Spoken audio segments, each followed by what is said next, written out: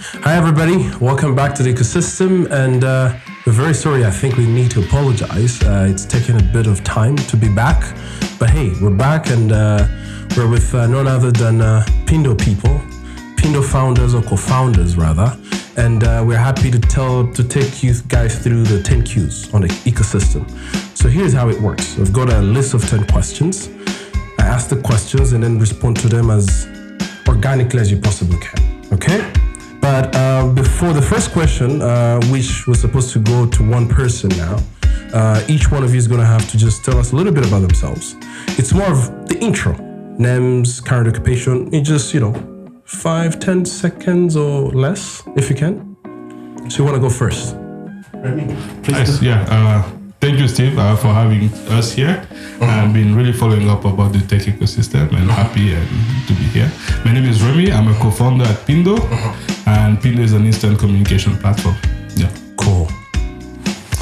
Thank you, Steve, for inviting us. Happy to have you. Yeah, exciting. And I've been watching your podcast, and your presence on internet is really, really good. So my name? We're trying. Yeah, definitely. So my name is Eugene Rwagasore. I'm co-founder at Pindo as well. So we're excited to be here. Perfect. Guys, you'll excuse me. I've got flu, so if you hear the voice changing as it happens, it's not for COVID. I'm at least sure about that. It's just flu. And it's I think I'm recovering. I think by tomorrow, after tomorrow, I should be good. So still on point number one, I thought I would also ask to improvise just the one thing lots of people, our viewers, that they do not know about you, that they'll be shocked or surprised. Not necessarily in a bad way. It could be in a good way or whatever. The one thing, let's start with you, Remy. So I think the one thing is that I would have pursued a career in football. Okay, I don't want to comment on that. Yeah. Really? That's a curveball, isn't it? Okay, that's kind of interesting. How about you, Eugene? Let me see. So it's not like new people who know me closely know that. So I am so kind of tuned to details that I can see like differences in the small things, and it kind of matter to me. Okay. But like for example, my wife hates that like that. Oh, but, really? It is what it is. Okay, interesting. So maybe now starting with you, Eugene. Tell us a little bit about the entrepreneurial journey. How has it been like? How did you come up with what you guys are doing now? Yeah. That's a very good question. So personally, I grown in a family where people start small businesses. My mom always say that I'm a business first, then everything else. Okay. So I have in university. Literally, I studied part-time in university, and I was doing kind of trips between Rwanda and Uganda. That's how long ago? Yeah. That's 2006. Wow. Yeah.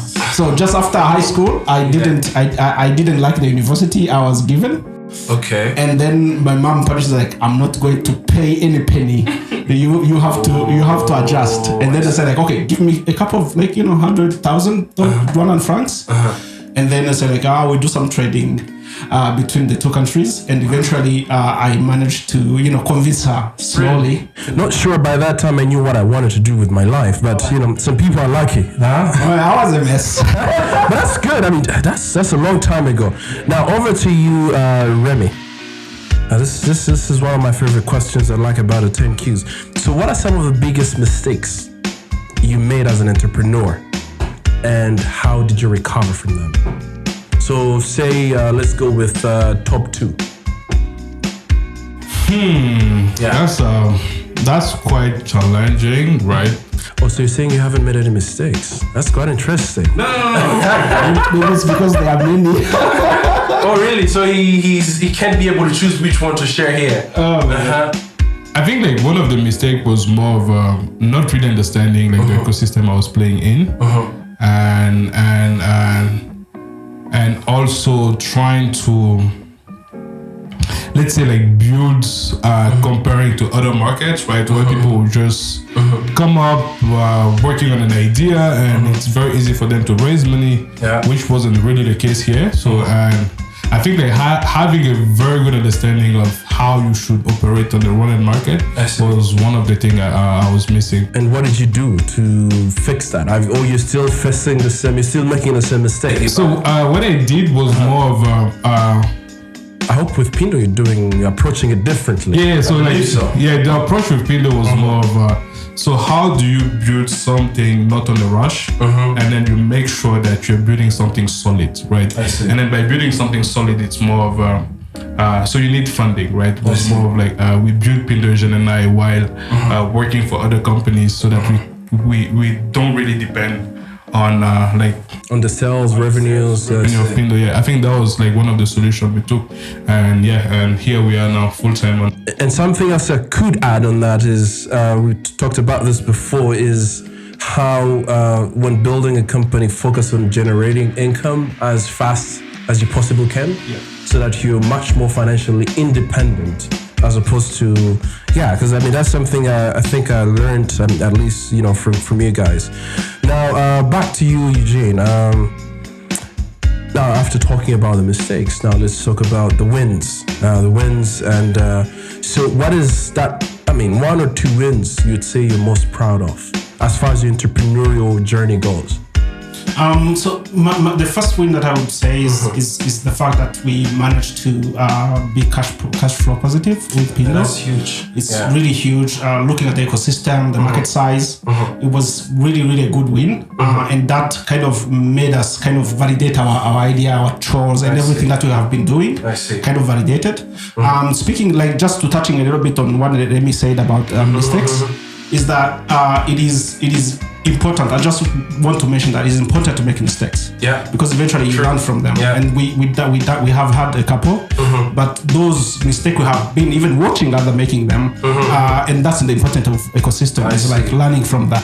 One quick mistake you'd want to highlight that you think is more common across the ecosystem, and then you see this, we've got to change.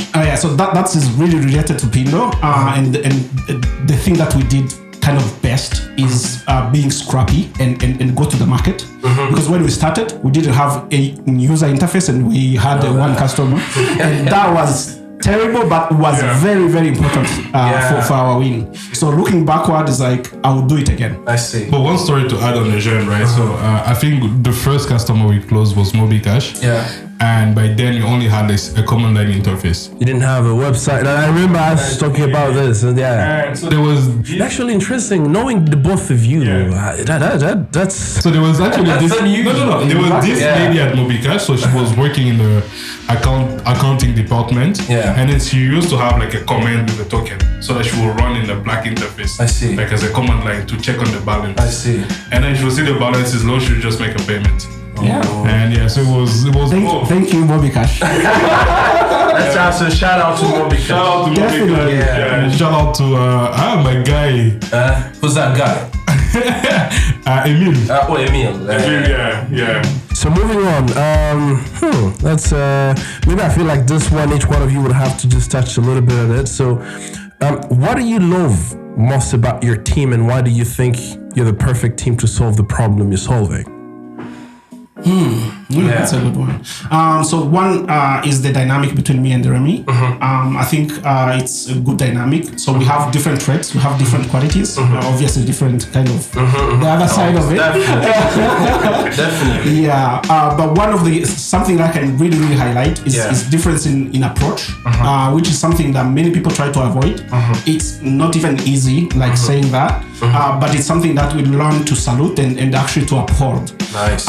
So the differences always like bring something, because your approach or Remy's approach and my approach are different. Like for example, I'm kind of keen to details and perfectionist in that sense, and Remy is like, let's get things to the market. So that dynamic really changes and really improve the output of Pindo as a company. Nice, and that same dynamic is what we try to bring to our team members. So we are keen on making sure that they are independent, they are driven, their ideas are valid. It doesn't matter if you're founder or co-founder. We are keen on making sure the culture within the team is like really geared towards independence and Awesome. Remy, want to add anything on that? I think Eugenes and I like.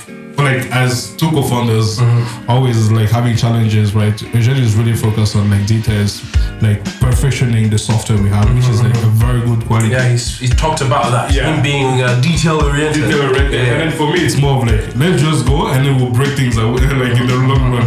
It's more we can ship something today, but it's not working perfectly. But as long as we have like market validation, right?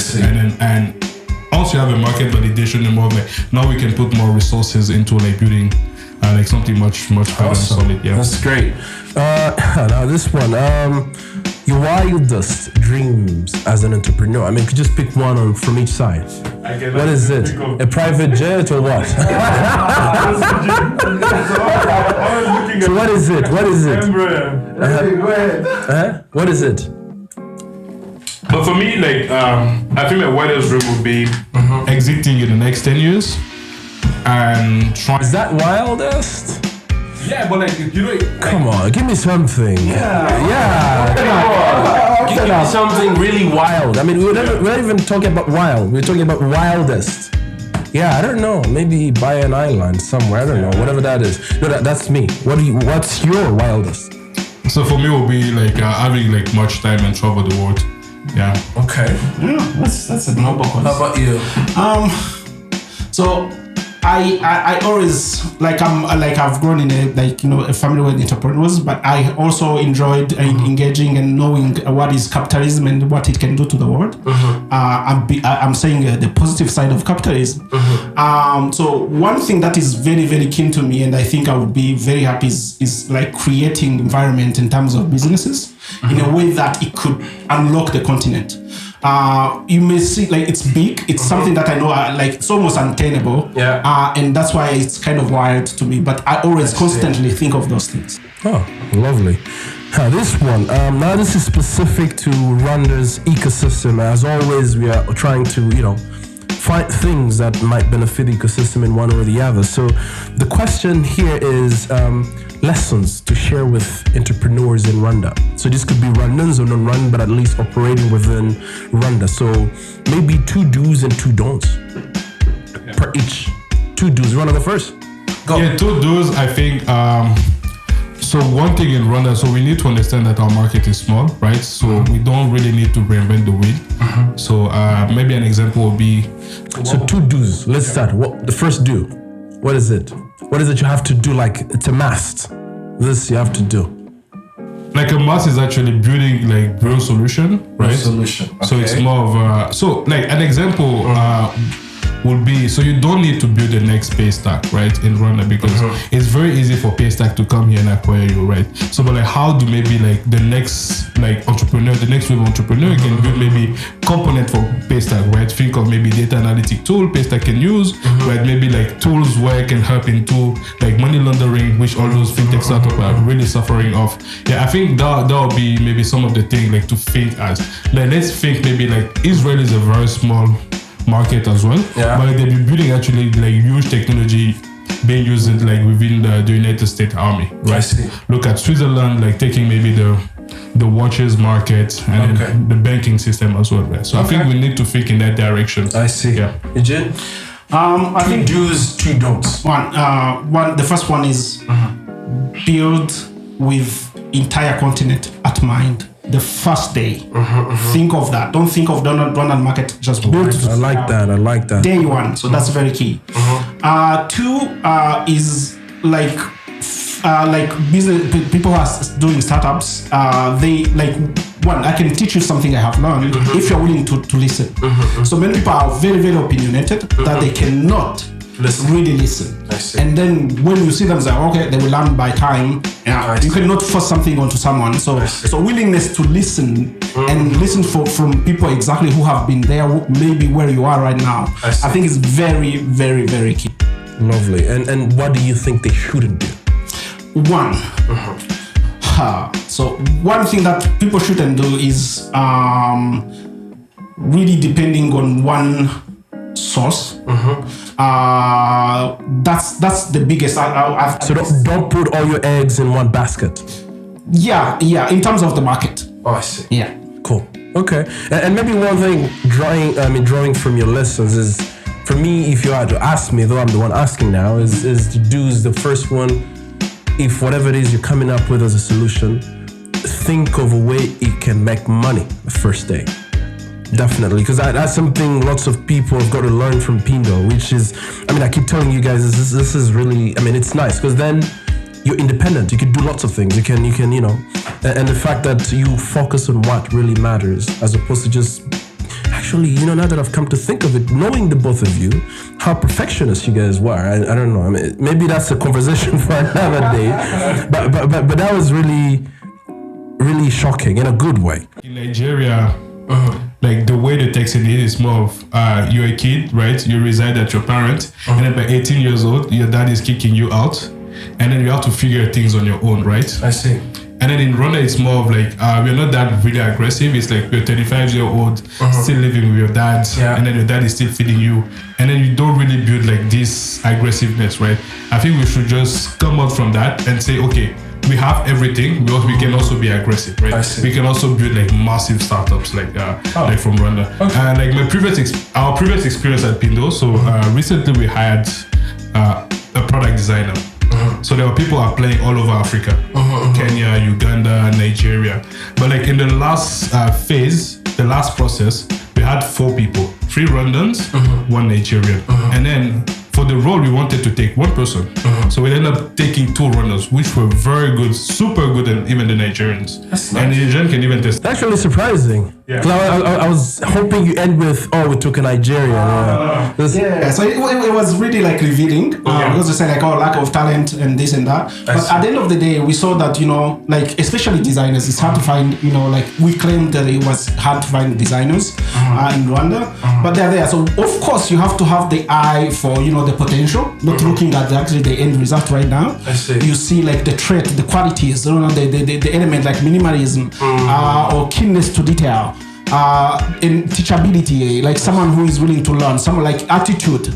All those are the things that we were looking for, and we were surprised that Rwandans really came first. It was not that we are being nationalistic or anything. Are you sure? But that's really good. That's really good to know.